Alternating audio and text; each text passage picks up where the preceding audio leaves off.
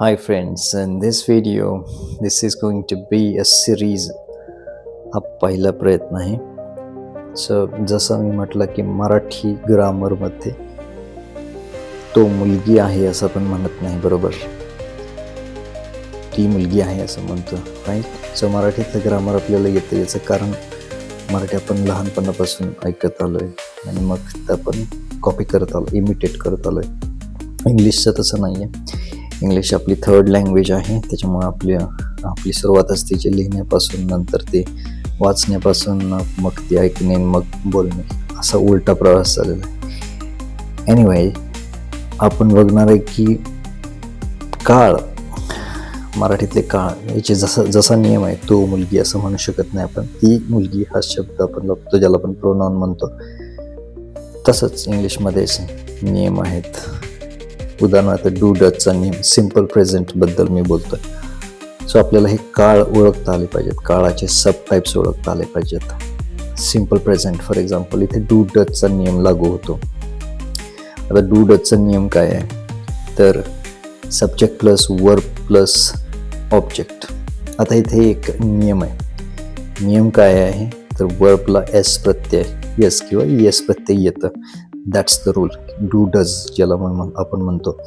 So हे do does वापरावं लागतं. का वापरायचं, कधी वापरायचं, हे ज्याला कळतं त्याला इंग्लिशचा सिम्पल प्रेझेंट टेन्स कळतो, त्याला बोलता येतं.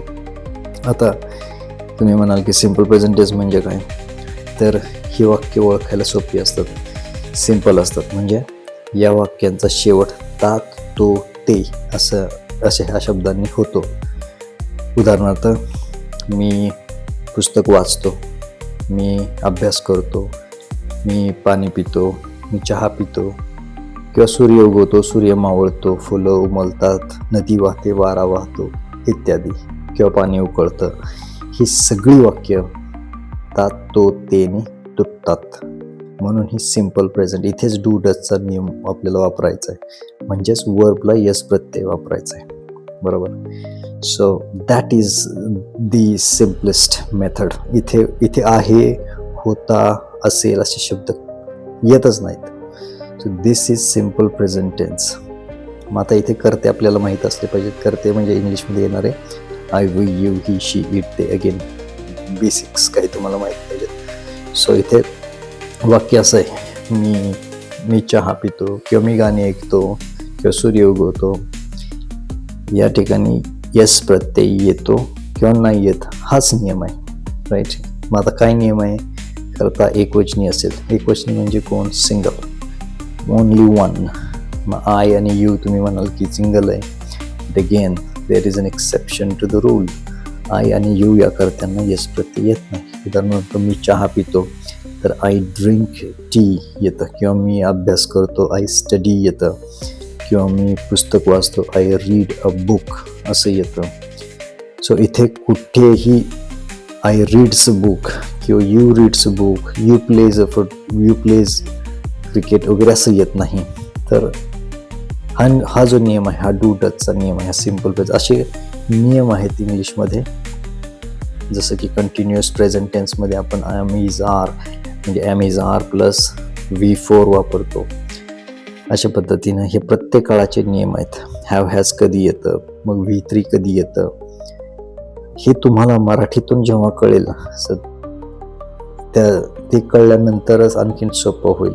मराठीतनं हे कळणं महत्त्वाचं आहे की साधा वर्तमान काळ कसा ओळखायचा, म्हणजे मराठीतलं वाक्य कुठलं, किंवा चालू कुठलं, किंवा पूर्ण कुठलं, अपूर्ण कुठलं. वर्तमान काळ, भूतकाळ आणि भविष्यकाळ हे तिन्ही काळांचे तुम्हाला सब टाईप्स कळले की that's it. Then we just have to use the फॉर्म्युले वापरायचे. So let's simplify this. Okay, so simple present टेन्समध्ये जसं मी म्हटलं की शास्त्रीय सत्य या काळात बोलली जातं. जसं की पाणी 100 डिग्री सेल्सिअसला उकळते, तापमानाला उकळते. So you can say the water boils at 100 degrees Celsius. असं का आलं, कारण वॉटर सिंग्युलर आहे. किंवा सूर्य पूर्वेला उगवतो, the sun rises in the east. आता रायझेस का आला, again the sun is a singular subject. अशा पद्धतीने जे अनेक वचने आहेत जसं की वी, यू, दे यांना आपण एस प्रत्यय वापरत नाही.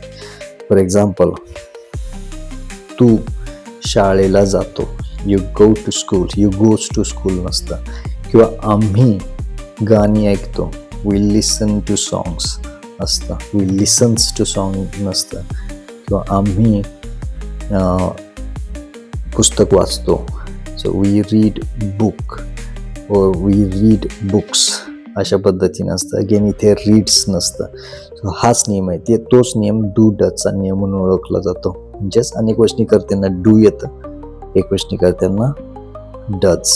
म्हणजे प्रश्न विचारताना फॉर एक्झाम्पल, मला मला मला फळं आवडतात, so I can say I like fruits. मला नाही आवडत म्हटल्यावरती ते निगेटिव्ह होतं, मग आय डोंट लाईक इट. आता त्याला डोंट का आलं, कारण आय आणि यूसाठी डू वापरलं जातं म्हणून डूला पण पुढं नॉट जोडलं. I don't like fruits. किंवा त्याला फळं आवडत नाही, ही डझंट लाईक फ्रूट्स. तिला फळं आवडत नाहीत, शी डझंट लाईक फ्रूट्स. किंवा आवडतात, he likes fruits, she likes fruits. अशा पद्धतीनं ती वाक्य बनतात. सो हा होता simple present tense. So the bottom line is, तुम्हाला काळ ओळखता आला पाहिजे. You just have to learn how to recognise the types of tenses. मराठीतलं कळालं की इंग्लिशमध्ये कळायला सोपं आहे. That's it. We just have to use the फॉर्म्युले. So this series will continue. Thank you so much for watching.